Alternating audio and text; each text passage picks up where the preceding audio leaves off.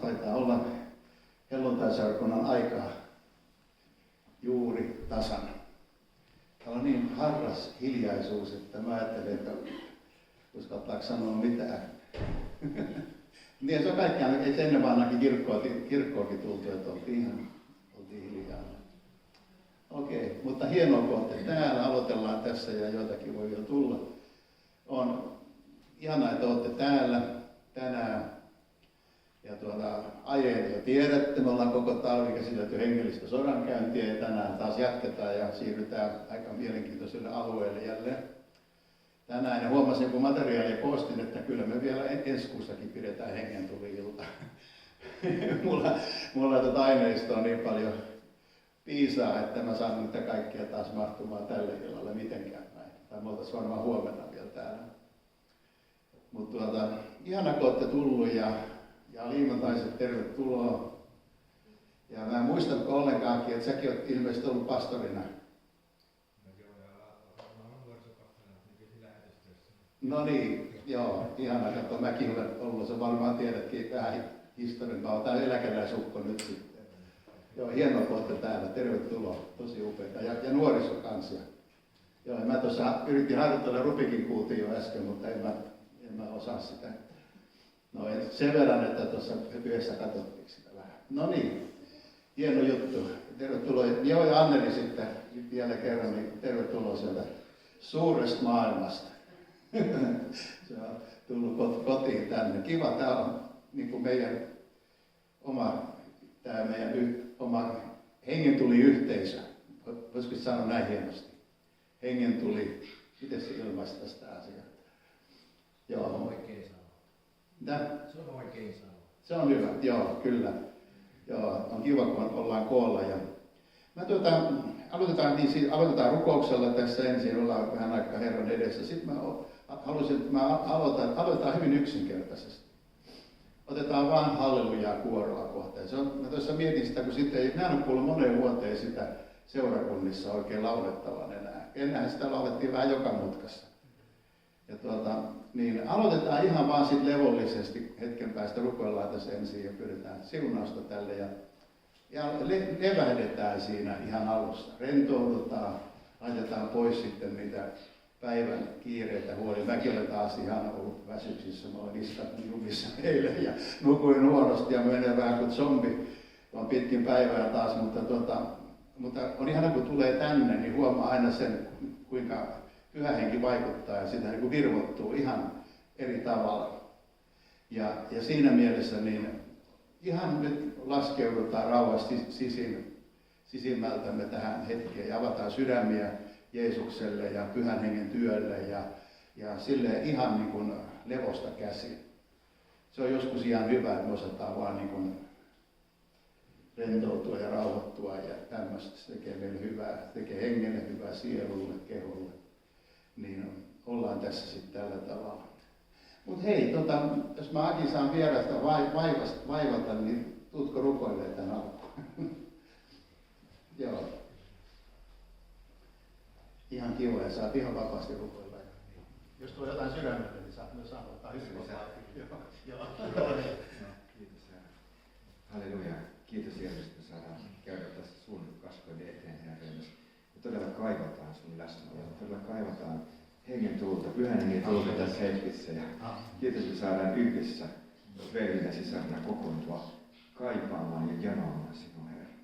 Kiitos, että sinä tahdot ilmestyä tässä hetkessä meille ja tahdot, Herra, täyttää meitä Pyhällä Hengellä uudestaan ja uudestaan. Herra, me tahdomme täyttyä Pyhällä Hengellä, niin kuin sinun sanasi sanoo, täyttykää hengellä.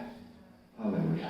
Herra, täytä meitä tänään tässä Pyhällä Hengellä ja tulella, että saisimme sinun tulessasi palaa sinun tultasi tuolla ihmisten keskellä, niin meitä lähetät ketäkin meistä. Jeesuksen nimessä tätä pyydämme. Halleluja. Halleluja. Halleluja. Halleluja. Halleluja. Tuossa eräs matkalla yritin vastata eräälle henkilölle, joka laittoi kysymyksen, että tuleeko, niin kuin hän kysyi tietenkin tälle, että puhuuko Pyhä Henki mitään sanoa tästä paastoasiasta. Että hän oli kokenut jotain paastoamisesta ja niin mä sitten rukoilin sitä, niin voimakkaasti tuli sellainen ajatus, että kun me ollaan juutalaistyössä oltu, kun juutalaiset monesti yrittää tehdä tekoja, niillä saavuttaisi jotain, niin voimakkaasti ajatus, että jos tekona otat paastoamisen, niin Jumala ei tule ilmestymään siinä, että sä yrität teolla saavuttaa jotain. Mutta jos sulla on valtava jano, ja kaipaus Jumalan puoleen, ja se kaipauksesi osoitat Jumalalle, niin siihen Jumala tulee varmasti vastaamaan. Ja niin kuin peura janoaa vesipuroille niin meidän sielumme kaipaa elävää Jumalaa. Amen. Kiitos. Näin se menee. Mutta nyt me avataan sydämiä. Mä en laita sanoja, mulla ei nimittäin ei ole kalvoja tai noita rioja siitä, mutta kun kaikki osataan sen ihan varmasti. Ja aloitetaan yhdessä ja nyt sitten saat seistä, saat käydä niin kuin mä sanon aina. Ja olen niin vapaa kuin ikinä nyt voit rukoushuoneella vaan olla tällä tavalla. Korotetaan Jeesusta.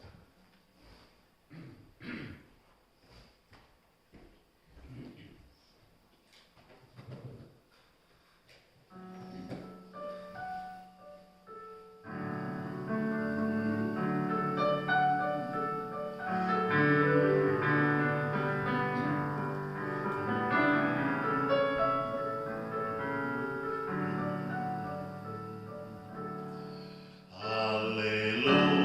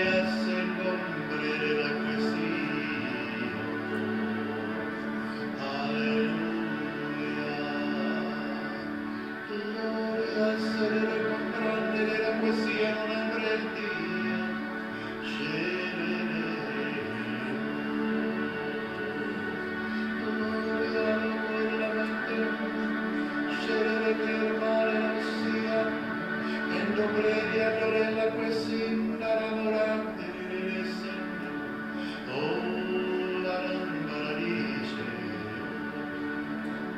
Herra, me ylistämme ja kiitämme sinua. Herra, me palvomme sinua. Me korotamme sinun pyhää nimeäsi tänään. Yli kaiken maan, yli avaruuksien. Halleluja. Halleluja. Olet korotettu, olet kiitetty, olet ylistetty. Shere kero shiri toreshi. Ora mamasa, o mamasa. Mama sana maya kongre se ylistys ja kunnia sen nimellesi Herra Seva. Ylistys ja kunnia sen nimellesi Herra Seva. Gloria, gloria in excelsis Deo. Gloria seremona.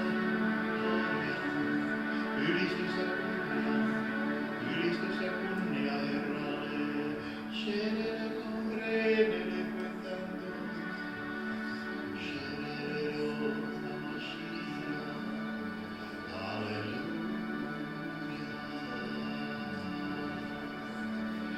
Alleluia, Alleluia.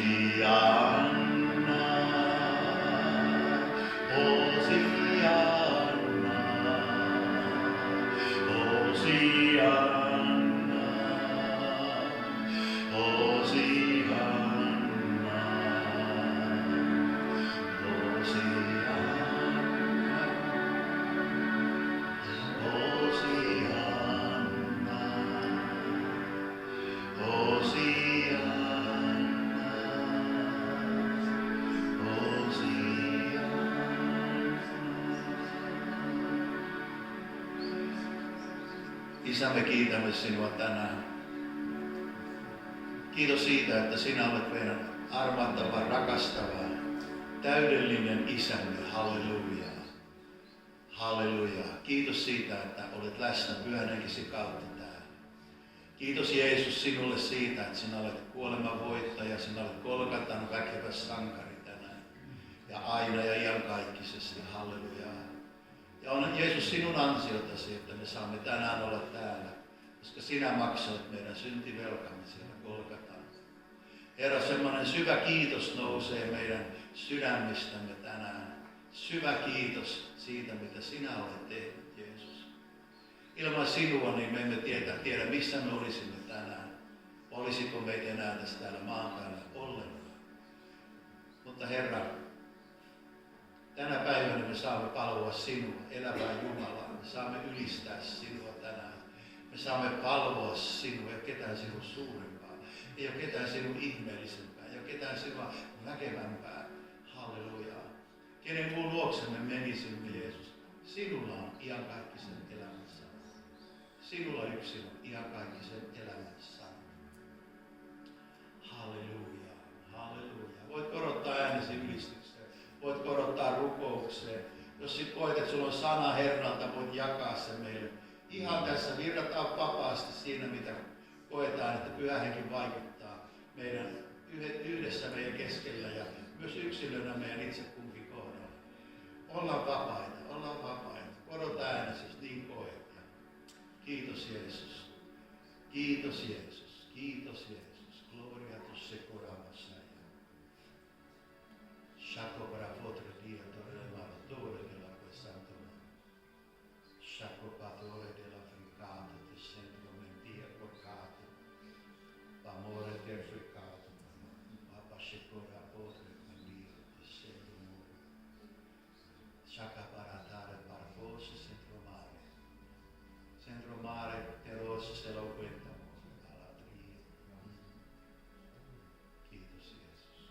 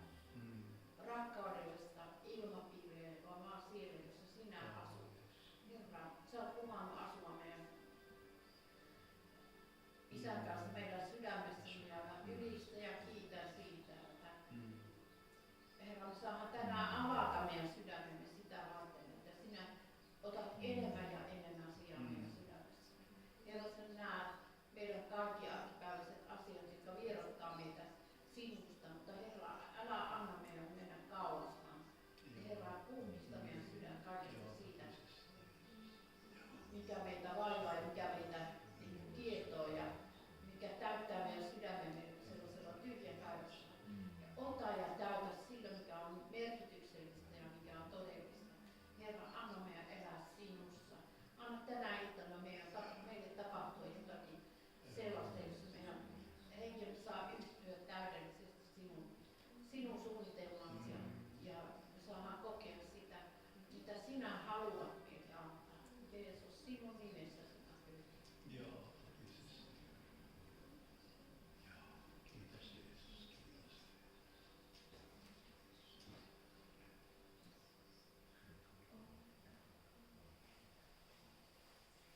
Kiitos Jeesus, halleluja. Shakotan kortiatus.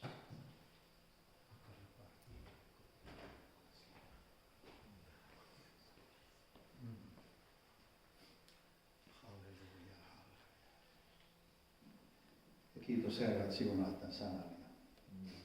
Anna mulle viisautta tuoda jälleen tämä sana, Herra, sillä tavalla, kun sinä haluat sen esiin tuoda. Niin kuin ennenkin on pyydetty, anna se muuttaa meidän sydämiemme. Ei vain lisäämään meidän tietoamme, vaan että se muuttaisi myös meidän sydäntä. Kiitos, että saamme tutkia näitä hengen maailman asioita ja näkymättömän maailman taistelualueita. Herra, sinä tunnet ne parhaiten, sinä tiedät tarkasti, mitä meidän ympärillämme tapahtuu. Mikään ei tapahdu sinun tietämättäsi, Herra. Sinä hallitset kaiken, sinä olet kaikkia yläpuolella ja me saamme rohkeasti ja turvallisesti tutkia näitä asioita, tietäen, että me olemme voittajan puolella. Halleluja. Me olemme voittajan puolella. Kiitos Jeesus. Ja kiitos Herra. Kiitos mitä teet Herra tänään ja autat minua tässä. Ja tämä ilta on todella Herra ihan pyhän hengen ilta. Ja niin kuin ennenkin olen rukoilen tänäänkin Herra. Jos haluat ilmestyä kesken mun puheen tai missä kohdassa tahansa tänä iltana, niin mä oikein toivon sitä Herra, että sä ilmestyt tähän. Mä oikein pyydän sitä, koska me ollaan tultu sinua varten. Me kaivataan Herra, janotaan Herra enemmän Herra sun läsnäoloa, sun rakkauttasi, sun kirkkauttasi, sun hyvyyttäsi Herra. Me tarvitaan sitä enemmän kuin mitään muuta tässä ajassa. Herra, tässä pahassa ajassa, joka vaan myllertää meidän ympärillä kuin myrskyt, Herra. Mutta me tarvitsemme sinun läheisyyttäsi, me tarvitsemme sinun rakkauttasi, me tarvitsemme sinun hyvyyttäsi yhä enemmän enemmästi itsellemme ja myös toinen toisillemme, Herra. Kiitos, että olet tänään täällä meidän kanssa Pyhän Hengen kautta. Mä oikein pyhitän tämän paikan ja koko tämän rukoushuoneen, tämän tilan vain Jeesukselle tänään. Ja täällä ei millään pahalla ole mitään oikeutta häiritä meitä. Jeesuksen Kristuksen nimessä. Tämä on Jeesukselle varattu, Pyhälle Hengelle varattu tila. Halleluja, ja me saadaan olla täällä Pyhän Hengen läsnäolossa, ilman häiriöitä. Kiitos Isä, että jäät olemaan kanssa Jeesuksen nimessä. Aamen. Ja kansa sanoo siihen. Aamen. No niin. Näin me sitten siirrytään tähän. Ottakaa nyt taas hyvä asento ja oikein mukava asento. Ja mulla ei mitään taas asiaa riittää. Me ollaan käsitelty tosiaan näkymätöntä maailmaa nyt viimeksi. Meillä on 3 taistelualuetta hengellistä sodankäynnistä. Ollaan käsitelty niitä. Se ensimmäinen oli meidän lihamme, jonka kanssa me käydään painia ihan loppuun saakka. Se ei meitä jätä rauhaan ennen kuin me ollaan sitten taivaassa. Liha jää tänne ja me ollaan tuolla muualla. Me sanotaan lihalle vaan, että hyvästi näkemiin. Ei enää näkemiin, me ei haluta nähdä enää sen jälkeen. Okei, ja sitten oli tämä ulkoinen maailma, joka myllertää meidän ympärillä ja koko ajan saa niin kuin aikaiseksi kaikenlaista meidän ja toisten elämässä ja maailmassa ja kansojen elämässä niin edelleen. Ja nyt viimeisenä tässä kolmantena me ollaan käyty läpi näkymätöntä maailmaa ja tämä on ollut mielenkiintoinen ja uskon, että tämä menee vaan niin kuin mielenkiintoisemmaksi koko ajan loppua kohti. Ja lähdetään liikkeelle Danielin kirjan 10. luvusta jakeesta 20. Ja hän sanoi, tiedätkö mitä varten minä olen tullut sinun tykesi? Nyt minä käyn jälleen sotimaan Persian enkeliruhtinasta vastaan. Ja kun minä olen päässyt hänestä, niin katso, tulee Jaavanin enkeliruhtinas. Siellä oli sotapäällikkö, oikein sotaenkeli Miikkael liikkeellä ja oli ollut taistelemassa. Nyt tässä tässä hän ilmoittaa tällä tavalla Danielille sitten. Eli tästä tulee nyt sitten, viimeksi tuli ohimennen mainittua tämä Persian enkeliruhtinas, ja nyt tulee Jaavanin enkeliruhtinas tässä. Eli ihan nyt tulee taas uuden maan enkeliruhtinas meitä vastaan täällä. Ja kun me ajatellaan tätä maailmaa ja ympärillä näkymätöntä maailmaa, niin meidänkin maa ja kaikki valtiot on niin strategisesti organisoitu sielunvihollisen toimesta ja hänen valtansa niin toteuttamiseksi. Eli se on ihan järjestelmällinen systeemi tuolla meidän niin näkymättömissä. Ja sitten me huomataan Raamatusta, että jokaisella maan osalla on oma enkeliruhtinaansa. Ja puhutaan niistä sitten kohta lisää. Mutta sitten tässä jatkuu tässä Danielin kirjassa sitten jakeesta 21. Mutta minä ilmoitan sinulle, mitä on kirjoitettuna totuuden kirjassa, eikä ole ketään muuta vahvistamassa minua heitä vastaan, paitsi teidän enkeliruhtinaanne Mikael. Ja sitten, taisi olla Gabriel joka sanoi, nyt tulee Mikael tässä. Mikael oli erityinen Israelin kansan enkeliruhtinas, huomatkaa. Hän oli Israelin kansan enkeliruhtinas Jumalan puolelta. Ja sitten 11 ja 1 sanoo, ja minä seisoin medialaisen Daare Javeksen ensimmäisenä hallitusvuotena häntä vahvistamassa ja suojelemassa. Tämä on aika mielenkiintoinen asia, että tämä sama enkeliruhtinas Gabriel seisoi vahvistamassa ja sinä vuonna kuningas Daare Javesta, joka sillä alueella oli. Niin kuin tässä sanotaan. Ajatelkaa, niin jumalatonta kuningasta. Niin taivaallinen enkeliruhtinas oli siellä suojelemassa. Tämä on mielenkiintoinen asia. Ja minkä takia? Ihan sen takia, että tämä maa toteuttaisi Jumalan tarkoitusten niin kuin päämäärää. Ja kun me ajatellaan tuossa, tämä liittyy siihen edelliseen, kuunnelkaa, mä sain sen vihdoin viimein tuonne nettiin sen viimekertaisen opetuksen kanssa, on pitkä kuin nälkävuosi, mutta ottakaa se kahvikuppi käteen, kun kuuntelette tämä hyvä asento ja sitten käytte pitkälle ja siinä voi vaikka nukahtaakin välillä, jos se tuntuu siltä. Mä usein kuuntelen sillä tavalla Raamatun tuntia, mä oon pitkällä ja sitten mä laitan jotain kuulumaan. Ihanaa. No siellä kuitenkin nyt sitten tulee tämä edellinen jakso kanssa sitten, mihin me jäätiin viimeksi ja nyt siitä jatketaan. Mutta mennään eteenpäin. Nimittäin nyt me tullaan tähän, että rukouksessa on voima. Daniel oli siellä rukoilemassa ja nyt rukouksessa on voima. Eli sinun ja minun rukouksessamme siinä on voima. Rukoilitko sitä yksinäisyydessä, niin kuin mä aika paljon teen kotona, tai sitten täällä yhdessä. Siinä on voima, että ei jätetä rukoilematta. Ei jätetä rukoilematta. Joku on sanonut joskus aika hienosti, että jos me näkisimme, mitä tapahtuu, kun me rukoilemme, niin me emme tekisi mitään muuta kuin rukoilisimme. Eli jos me näkisimme, mitä tapahtuu näkymättömässä maailmassa silloin, kun me rukoillaan, niin me ei jätettäisi, me vaan rukoiltaisiin jatkuvasti. Ja no miksi sitten sieluvihollinen pelkää rukousta? No sen takia, että se näkee, mitä tapahtuu, kun rukoillaan. Huomatkaa. Vihollinenkin näkee sen, mitä tapahtuu, kun rukoillaan. Ja sen takia se vihaa rukousta. Ja kautta aikojen on niin kuin rukouskokoukset seurakunnissakin, nehän on ollut oikeastaan vähiten kansatettuja kokouksia, eikö niin? Ja mä voin korkeasti puhua, kun mä niin vähän pääsen itse mukaan kanssa, mutta joka tapauksessa niin se rukous on semmoinen, mitä vihollinen pelkää, koska se näkee, mitä tapahtuu, kun uskovat rukoilee. Sen takia se ei tykkää siitä. Mennään kohta tuon Efesolaiskirjan 6. kohtaan, mutta en vielä lue sitä, mutta katsotaan kohta sen myöhemmin sen kohta Raamatusta. Mutta sieluvihollisen valtakunta ja voima ja vaikutus, se perustuu sen hallintoon. Eli siellä on tämmöinen hallinto ja siihen, kuinka se onnistuu niin kuin istuttamaan sen hallinnon tiettyihin paikkoihin. Tämä on mielenkiintoinen asia. Jos ajatellaan, että kun Suomen maata hallitaan, eikö se ole 200 kansanedustajaa tuolla? Joo.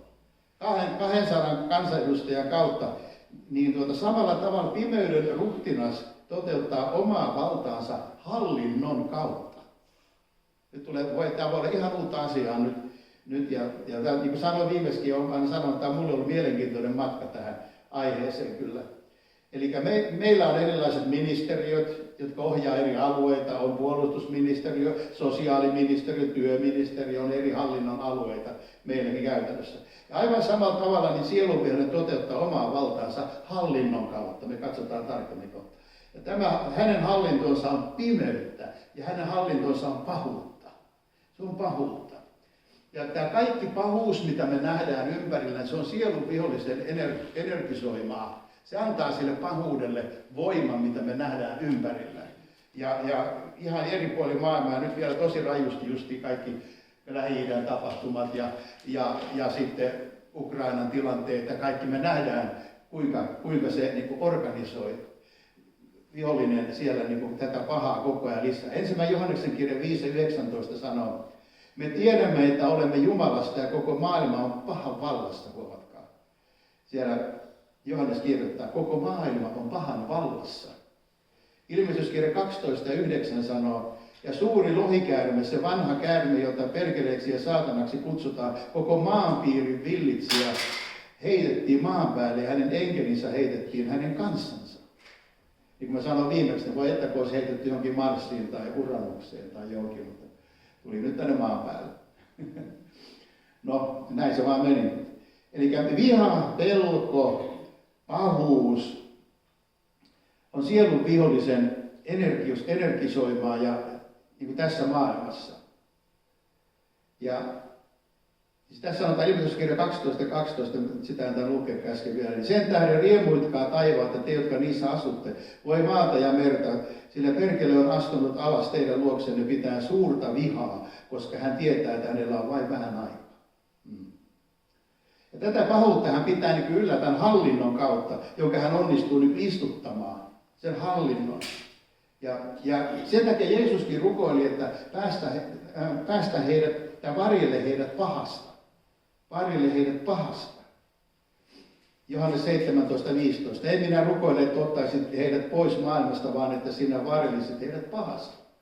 Kun Jeesus tuli maailmaan, niin hän tuli poistamaan synnin, ei sitä pahuutta. Eikö niin? Ja sen takia hän kuoli ja varjeli, ja hän rukoili vielä, sen takia hän rukoili, että varjele heidät pahasta. Varjele heidät pahasta, koska paha on edelleen täällä. Vielä ei ole vihollisen aika tullut. Ja nyt Jeesus käsitteli Golgatalla synnin. Hän tiesi, että jos opetuslapset vaan pysyvät lähellä minua, niin synti ei ole enää ongelma. Hän hoiti synnin. Hän sanoi, minä olen voittanut synnin, minä olen pyyhkinyt pois synnin. Varjele heidät pahasta, mutta ei synnistä. Paha jäi tänne vielä, kun hän lähti. Huomaatte, ymmärrätte tänne, että paha jäi tänne vielä, niin vaan nyt voidaan havaita hyvin. Mutta Jeesus on taivaassa jo. Ja hän tuli sovittamaan meidän syntimme. Ja nyt kun me ollaan lähellä Jeesusta, niin me varjelutaan pahalta. Siksi hän rukoilee Jeesuskin, että varjelee heidät pahalta, kun hän rukoilee taivaallista Isää opetuslasten puolesta. Ja katsotaanpa sitä hallinnon rakennetta sitten, johon mä oon jo viitannut tässä. Efesolaiskirjan 6. luku, mennään nyt siihen sitten, jae 12. Sillä meillä ei ole taistelu verta ja lihaa vastaan, vaan hallituksia vastaan, valtoja vastaan, tässä pimeydessä hallitsevia maailmanvaltiaita vastaan, pahuuden henkiolentoja vastaan, taivaan avaruuksissa. Eli nyt me nähdään tässä näitä eri hallinnon rakenteita. Ja sanoin silloin alussa, kun aloitin tämän sarjan, että mä Antero Laukkanen, joka nyt on jo taivaassa, Antero Mooses Laukkanen, mä olin Karhulassa aikanaan silloin pastorina, hän vieraili meille ja piti tämän sarjan meille ja mä oon poiminut sieltä näitä asioita. Ja hän on jaotellut tämän vihollisen hallintorakenteen niin kuin seuraavalla tavalla, kun mä jaan tässä tätä eteenpäin.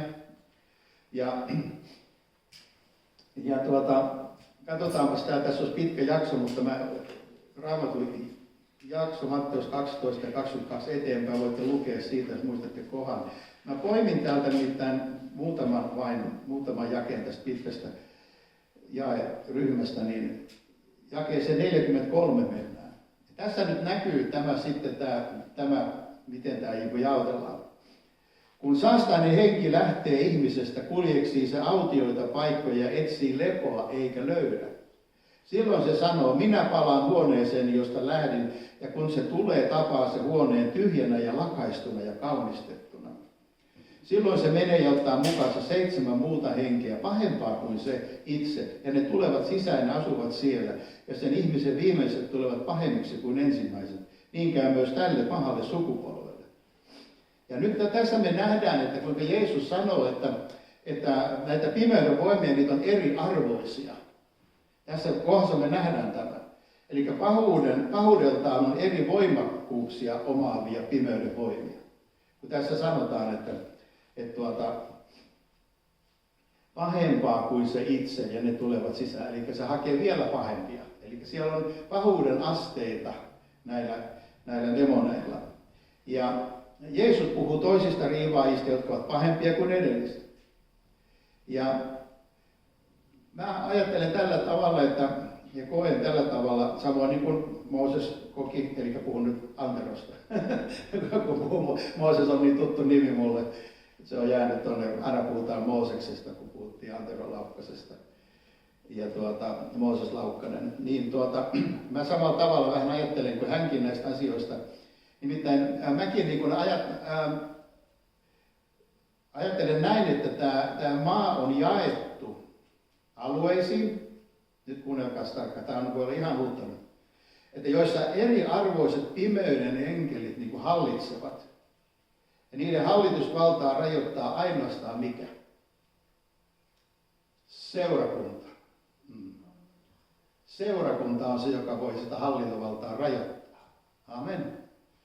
Eli niin kuin huomataan, niin meillä onkin aika väkevä osuus tässä asiassa. Meillä on aika voimallinen osuus, kun me ajatellaan Mäntyharjaa. Me ollaan niitä, jotka voi rajoittaa tätä hallintovaltaa. Seurakunta. Seurakunta on Jumalan suunnitelma, sanotaan näin. Seurakunta on Jumalan suunnitelma. Seurakunta on Jumalan strategia tässä ajassa. Me ollaan se strategia, mikä Jumalalla on. Mutta kun katsotaan sitä pimeyden hallintoa, niin se koostuu eriarvoisista pimeyden olennoista. Ilmestyskirja 2.9 sanoo tällä tavalla. Minä tiedän sinun ahdistuksesi ja köyhyytesi. Sinä olet kuitenkin rikas, ja mitä pilkkaa sinä kärsit niiltä, jotka sanovat olevansa juutalaisia, eivätkä ole, vaan ovat saatanan synagoga. Aika niin kuin kovia juttuja, eikö ole? Se oli ilmestyskirjassa Johanneksen. Älä pelkää sitä, mitä tulet kärsimään. Katso, perkele on heittävä muutamia teistä vankeuteen, että teidät pantaisiin koetukselle, ja teidän on oltava ahdistuksessa 10 päivää. Ole uskollinen kuolemaan asti, niin minä annan sinulle elämän kruunun. Sitten sanotaan, jolla on korva, se kuulkoon, mitä henki seurakunnille sanoo. Sitä, joka voittaa, ei toinen kuolema vahingoita.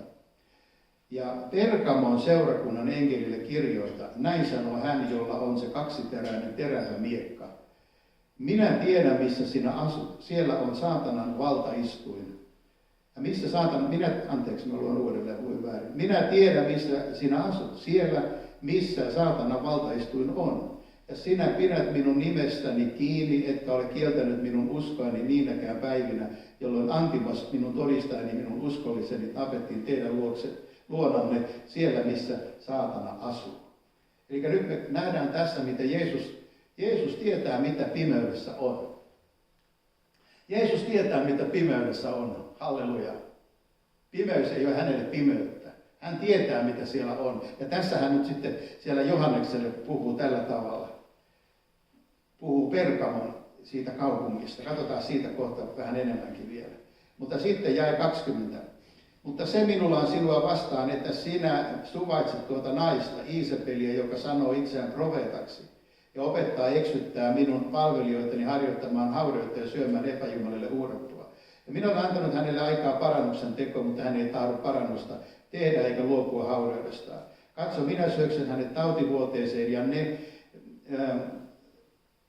Joo, ja ne, jotka hänen kanssaan tekevät huorin, niin minä syökseen suureen ahdistukseen, jos eivät tee parannusta ja luovu hänen teoistansa. Ja hänen lapsensa minä tappamalla tapan, ja kaikki seurakunnat saavat tuntea, että minä olen se, joka tutkii ne munaskuut ja sydämet. Ja minä annan teille kullekin tekojenne mukaan.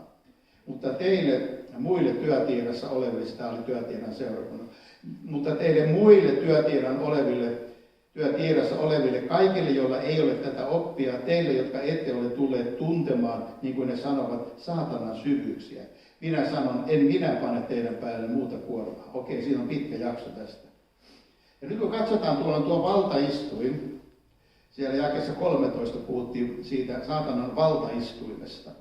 Niin Raamatussa, kun puhutaan valtaistuimesta, niin sehän tarkoittaa hallintoa. Valtaistuin tarkoittaa hallintoa. Ja se on, muistaakseni se on aika pitkälti ollut joskus keskiajallakin on saatettu jo niin kuin nimittää siellä, missä on valtaistuin, eikö valtaistuin kuvaa niin kuin sitä maan hallintoa tavallaan. Kuningas istuu siellä ja siellä on kaikki muut sitten se valtaistuin ympäri. No, tämä on tämmöinen yksityiskohta, mutta Raamatussa niin tämä valtaistuin tarkoittaa sitä hallintoa. Ja Johannes näki aikaisemmin taivaan avoinna ja siellä oli karitsa ja hänen valtaistuimensa ja 24 muuta valtaistuinta. Eli siellä Johannes jo katseli, mutta hän näki sen taivaallisen valtaistuimen siellä. Ja mä uskon näin, että näillä valtaistuimilla istuu ne 12 apostolia muun muassa. Ja sitten ja jokaisessa Israelin lasten sukukunnasta, siitä 12 sukukunnasta, niin istuu yksi. Ja no sen näkee sitten siellä taivaassa. Mutta tässä kuitenkin Johannes sai nähdä tämän taivaan hallinnon, halleluja. Ja koska sielunvihollinen on karkotettu taivaasta, niin mitä se sitten täällä tekee täällä maan päällä?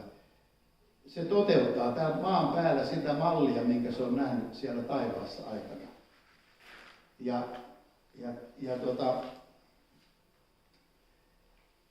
Ainoa vaan, että miten se toteuttaa sen, niin se on tämmöisessä justiin tämmöisessä absoluuttisessa pahuuden muodossa ja merkityksessä.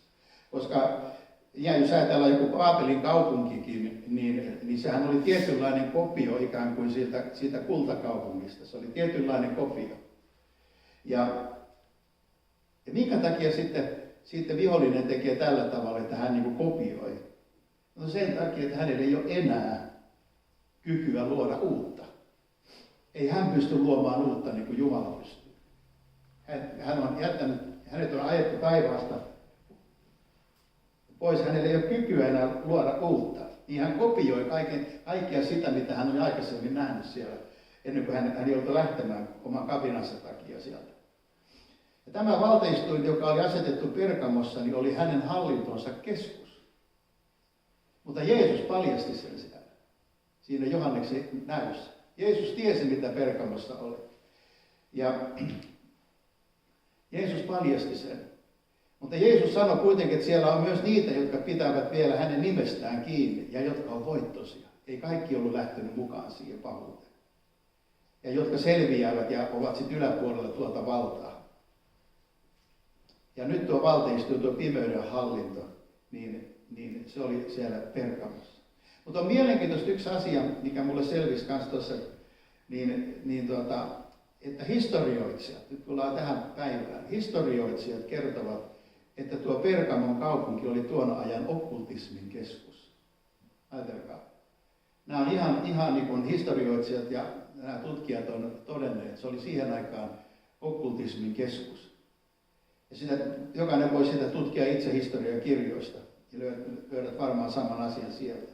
Ja ihan tämmöiset niin kuin sekulaarihistorioitsijat, eli uskosta osattomat historialliset kertovat, että se oli myös mustan magian, okkultismi ja kaiken ihmisen uhraamisen keskus. Huomioikaa. Siellä oli kaikki pahuus siellä. Ihan pelkästään historiatutkijat niin on todennut tämän.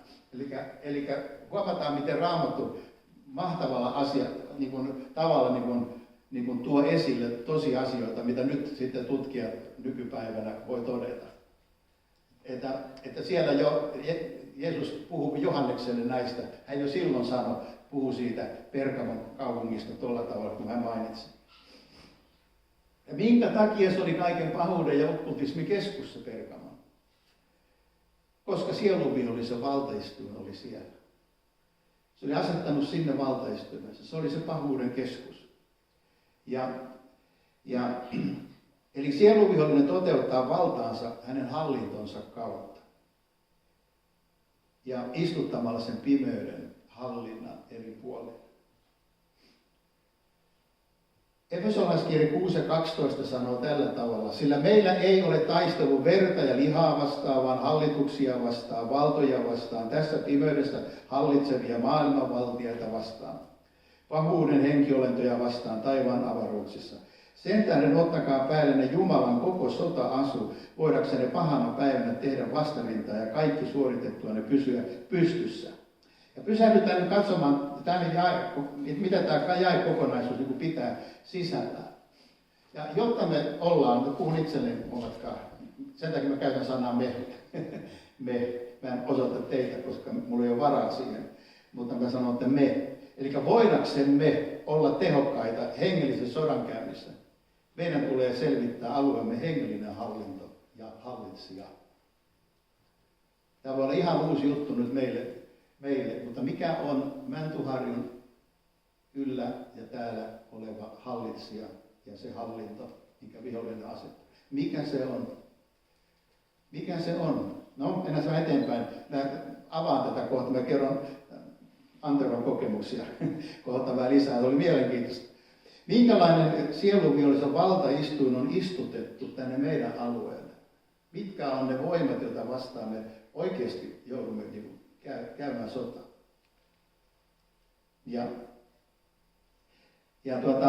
Nyt kun puhutaankin Anteron kokemuksesta, hän kertoo tällä tavalla, että he kerran kysyi siellä jollakin, heitä oli siinä useampi ihminen. Tämä tapahtui vuonna 1994 Espoossa, kun Antoran asui Espoossa. Niin he kysyivät siellä jotenkin ihmisten kanssa, että mikä on se valta, joka tällä alueella toimii, siis Espoon yllä.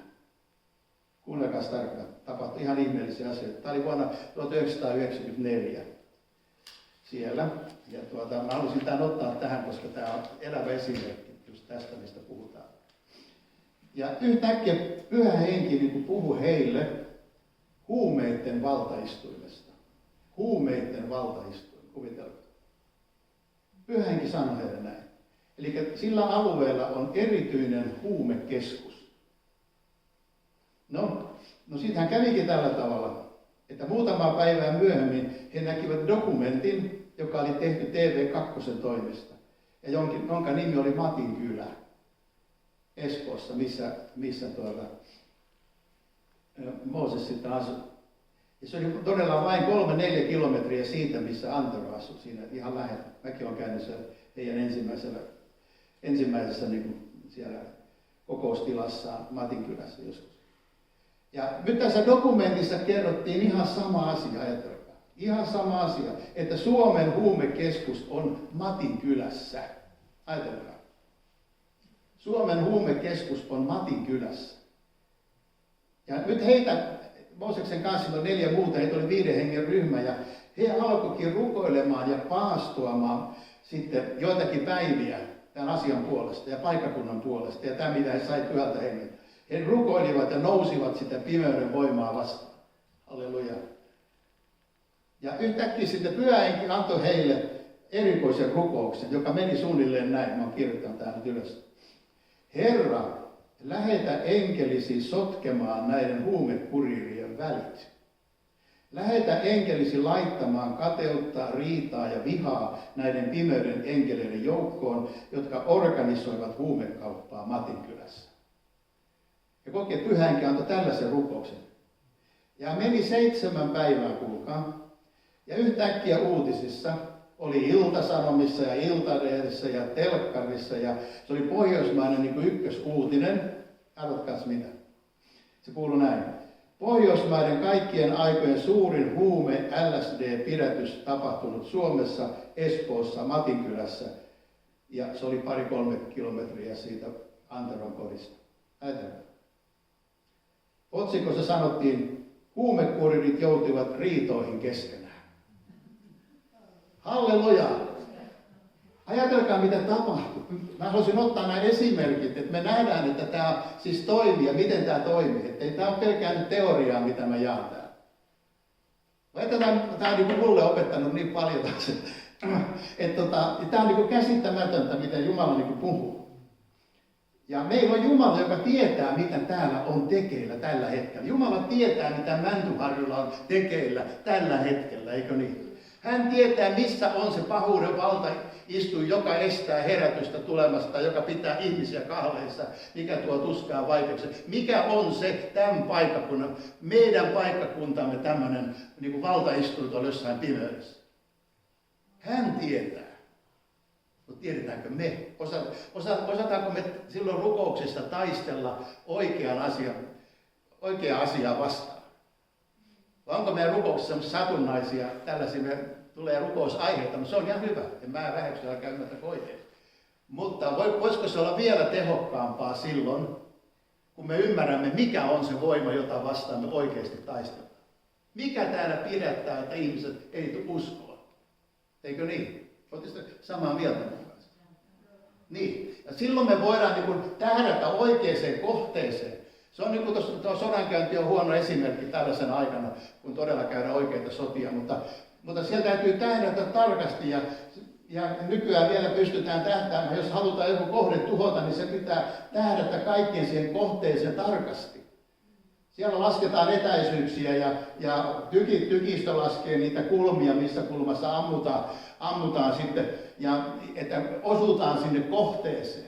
Ja kun saadaan yksi tärkeä kohde tuhottua, niin se vaikuttaa siihen ehkä koko sodan käyntiin silloin, eikö niin?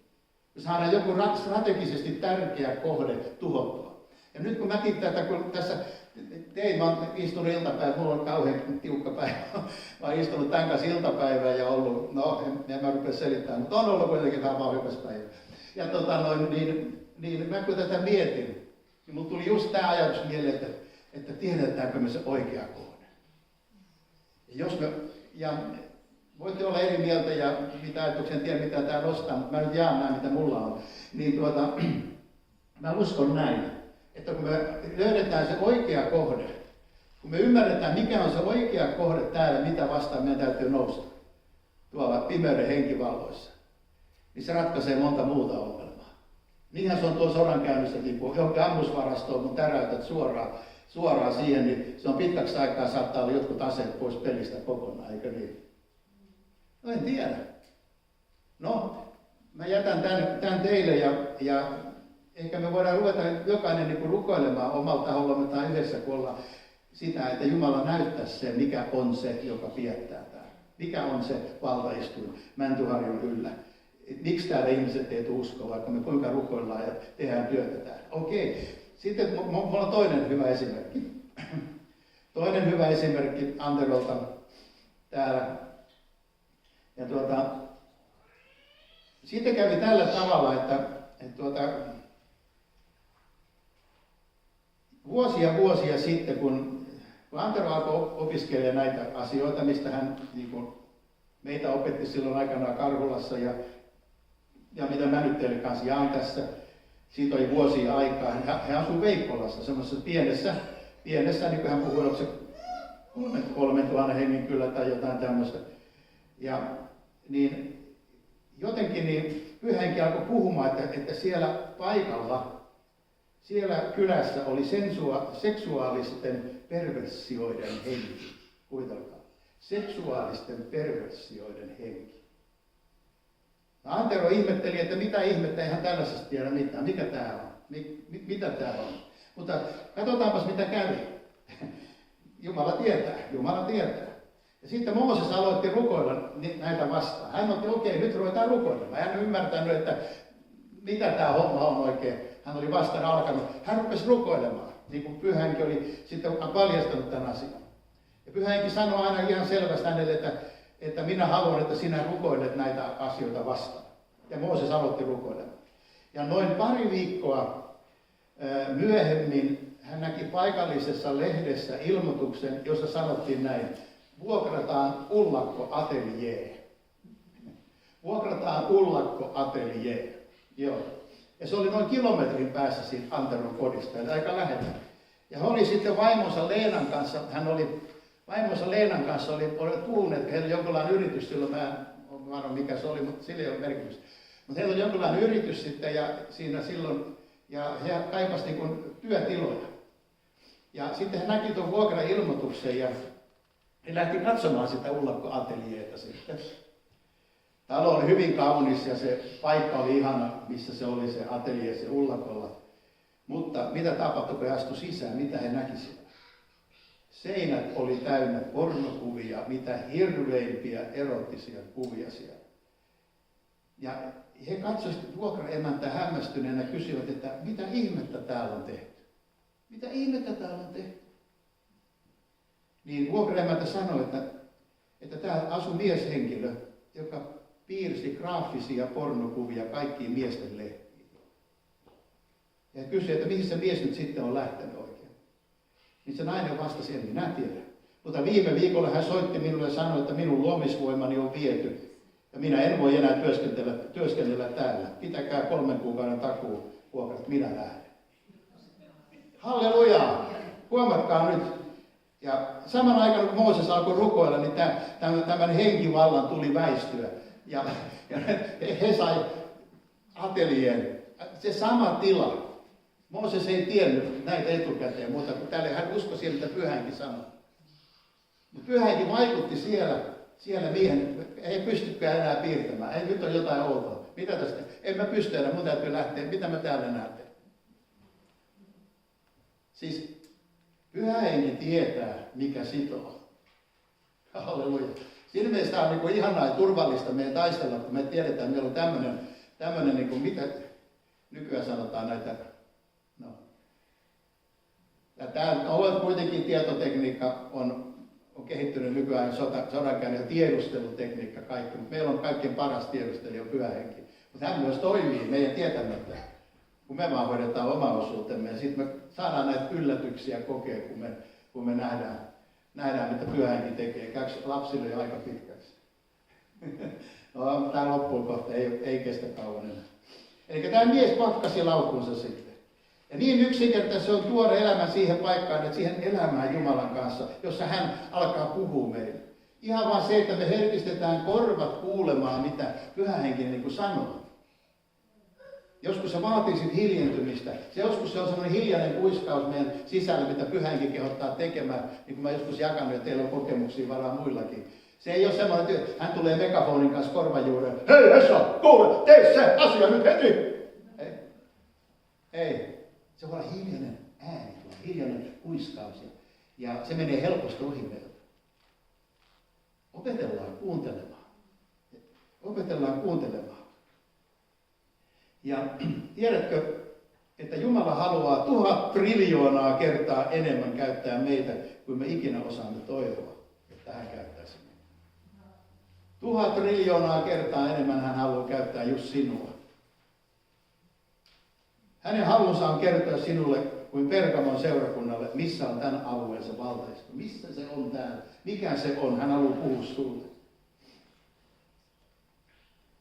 Mä en nyt puhu meidän seurakunnasta, mutta tässä on historian aikana huomannut tällaisia asioita, että mistä Jumala pitäisi meidän vapauttaa. No, ja niin kuin sanoin, niin en puhu meidän seurakunnasta. Mä puhun yleisellä tasolla näistä ja me voidaan peilata näitä asioita. Yksi on tämmöinen kylmän rakkauden linnoitus, mikä voi olla. Meidän se niin kun ensirakkaus on hiipunut Jeesukseen. No mä en usko, että teistä, koska te olette janoavaa porukkaa, te haluatte koko ajan niin lisää, mitä Pyhä Henki tekee. Mutta kuitenkin niin paljon on tätä, että meidän sydän on kylmentynyt. Monien uskovien sydän on voinut kylmentyä. Ja se on tämmöinen kylmän rakkauden linnoitus, joka estää meitä niin kuin kuulemasta Jumalaa ja lähestymään meitä. No sitten vuosien varrella on havaittu, miten paljon oli eripuraisuutta. Se on yksi semmoinen linnoitus. Mutta nämä, jokainen miettii itse ja miettii sitten omassa elämässään näitä ja nämä ovat näitä ajatuksia tässä. Ja Pyhä Henki Jumala haluaa istuttaa tänne kristittyjen yhteyden, joka ei ole valikoivaa yhteyttä. Se ei ole semmoista selektiivistä yhteyttä. vaan yhteyttä, joka perustuu siihen, että me olemme uudesti syntyneitä Jumalan lapsia. Se yhteys on äärettömän tärkeä asia. Tässä on 2 asiaa, joiden puolesta meidän ehkä täytyy rukoilla. No sen jälkeen Jumala on voimallinen, hän on halukas ilmoittamaan meille, miten sitten edetään. Eli on tiettyjä asioita, ja me ei välttämättä ole näitä asioita esimerkiksi meidän kohdalla. Mutta onko meillä, nämä heitä vain kysymyksiä, huomatkaa, nämä on vain kysymyksiä. Nämä ei ole syytöksiä, että älkää nyt ymmärtäkö missään tapauksessa. Mutta on hyvä vähän kysellä, että onko meillä jotain tämmöisiä asioita, mitkä estää Jumalaa toimimasta meidän kesken, mitkä estää Jumalaa ilmestymästä meidän elämässä. Onko mulla henkilökohtaisesti jotain, onko meillä seurakuntana jotain, niin on hyvä kysellä näitä. Ja jos pyhäkin alkaa puhumaan jotain, näyttää jotain, niin silloin me laitetaan ne asiat pois, eikö niin? Me laitetaan ne asiat silloin kuntoon. Me avataan silloin sitä kautta, niin kuin pyhälle hengelle tilaisuus toimii meidän sisällä. Me laitetaan esteet pois. Me hajotetaan ne linnoitukset, mitkä on ehkä syntynyt tänne aikojen kuluessakin. Mutta se on nyt jokaisen henkilökohtainen asia ja heitä tavallaan niin palvelu sulle, että pohdi omassa elämässä. Koska me jokainen joudutaan lähtemään kuitenkin liikkeelle, kun me näitä asioita tutkitaan, niin ihan omasta sydämestämme. Minä niin kuin sinäkin. No, ei sen enempää siitä. Ja mennään vielä tuohon sen verran, että voidaanko me olla tehokkaita tässä hengellisessä sodankäynnissä, niin meidän tulee selvittää alueemme tämä hengellinen hallinto ja hallitsija. Mikä täällä on, mikä täällä pidättää. Ja Jumala on voimallinen se meille kertomaan. Mutta sitten tulee taas se kysymys, ja nyt mä lopetan tänne, että halutaanko me tähän prosessiin? Halutaanko me lähteä siihen? Halutaanko me? Ainakin Rauni nosti heti käden. Joo, kyllä. Muutama tähän ainakin haluatte. Kyllä uskon, me kaikki halutaan. Me halutaan lähteä tähän prosessiin. Me halutaan tähän, että Jumala pääsee puhumaan meidän sydämillä. Jumala pääsee viemään meitä eteenpäin. Ja me tullaan näkemään voittoja. Me tullaan näkemään voittoja. Ja vielä puhun sen verran tuosta ylistämisestä. Me ei tänään paljon ylistetty tuossa. No, tuo halleluja on aivan mahtava. Älä sano Esa väärin. Mehän ylistettiin Herraa. Otettiin halleluja. Joo. Mutta ylistys on semmoinen, jos me puhutaan sen verran siitä vielä tähän yhteyteen ihan loppuun, niin ylistys on yksi niin tehokkaimpia aseita myös hengellisessä sodankäynnissä. Se on, että me ei vaan kaikki vielä seurakunnissa olla niin oikein ymmärretty Suomen seurakunnissa tätä niin paljon, vaikka siitä on tullut lisäänkin, mutta todellinen ylistys, joka nousee sydämestä, se on väkevä ase vihollista vastaan. Ja minkä takia? Mä oon joskus sen sanonut aikaisemminkin, siksi, että sieluvihollinen vihaa sitä. Sieluvihollinen vihaa sitä. Hän ei tule lähellekään sitä paikkaa, jossa sydämestään uskovat ylistää Jeesusta. Korottaa Jeesuksen nimen. Sitähän se on. Mä korotan Jeesuksen nimen. Mä ylistän häntä. Jeesuksen nimi on meidän huulilla. Ei vihollinen tykkää kuunnella sellaista, inhoa sitä. Se inhoa sitä. Ja kun katsotaan Nehemian kirjaa, niin tämä on mielenkiintoinen kohta sielläkin, kun muuria alettiin rakentaa sinne kaupungin ympärille. Niin mä muistan, oliko siellä 9 tai 11 työnjohtajasta, joku voi muistaa väärin tai paremmin, mutta se ei nyt merkitystä. Oli kummin tahansa, niin 4 oli ylistyksen johtajia niistä. Muurin rakentajien niin kuin, työjohtajista, kuvitelkaa. Ne oli rakentamassa muurin, niin siellä piti olla 4 ylistyksen johtajaa siellä. Muurin rakentamisen yhteydessä. Se oli niin tärkeä asia jo silloin. Ja ei ihme, että no meillä ei sitä ole ollut ja mä oon siitä tosi kiitollinen ja mäkin saan vapaasti vetää ylistystä. mutta seurakunnissa niin joissakin vieläkin saatetaan käydä se kädenvääntö, että voidaanko siellä ylistää vai eikö siellä voida ylistää. Koska jos ylistys palaa seurakuntiin, niin se on yksi suurimpia tappioita sielun viholliselle tuon seurakunnan kohdalla. Halleluja. Halleluja. Se on just sitä, kun me yhdessä ylistetään, niin silloin meillä on jokaisella se sama päämäärä.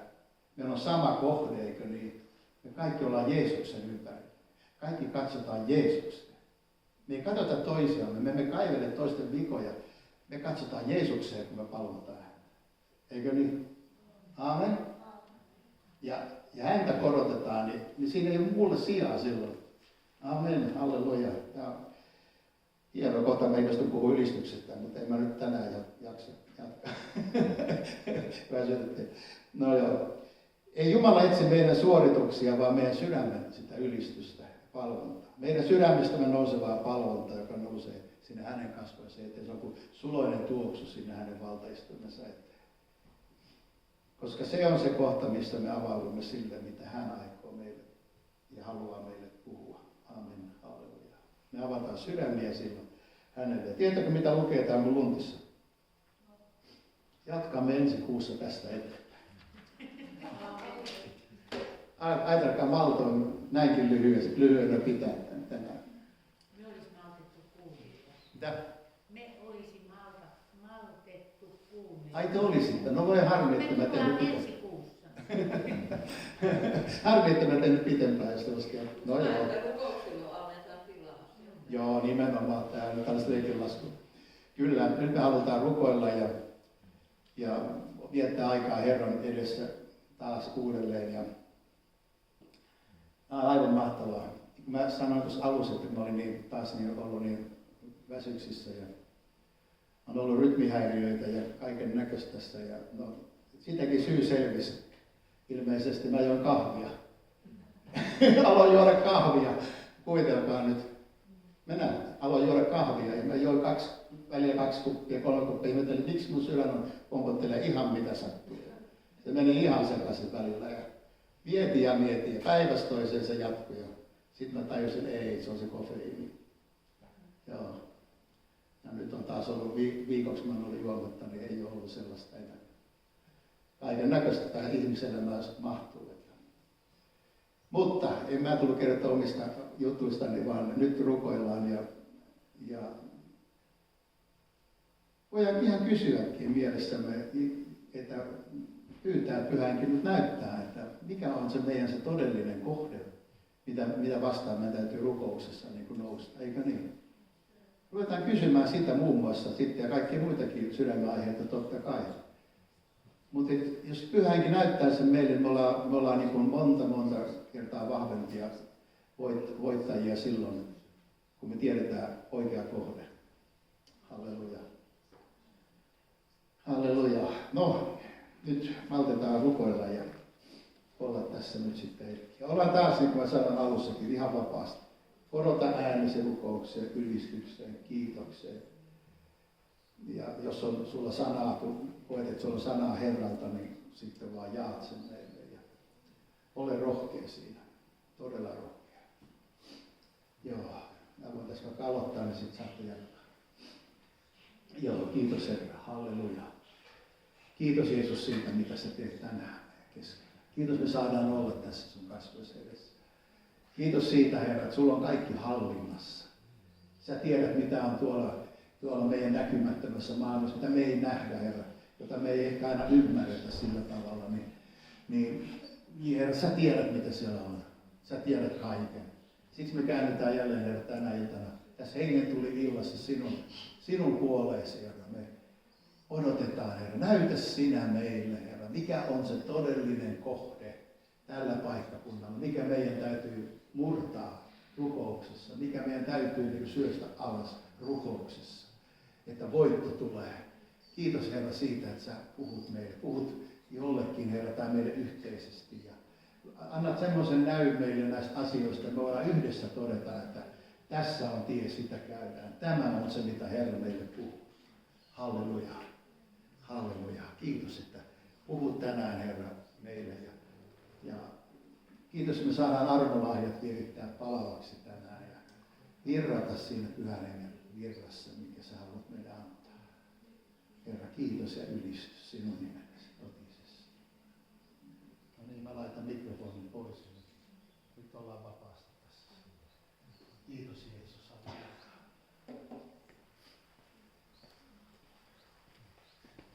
Voitte jakaa ja vapaasti. Mä laitan tämän kuvauksen pois, ettei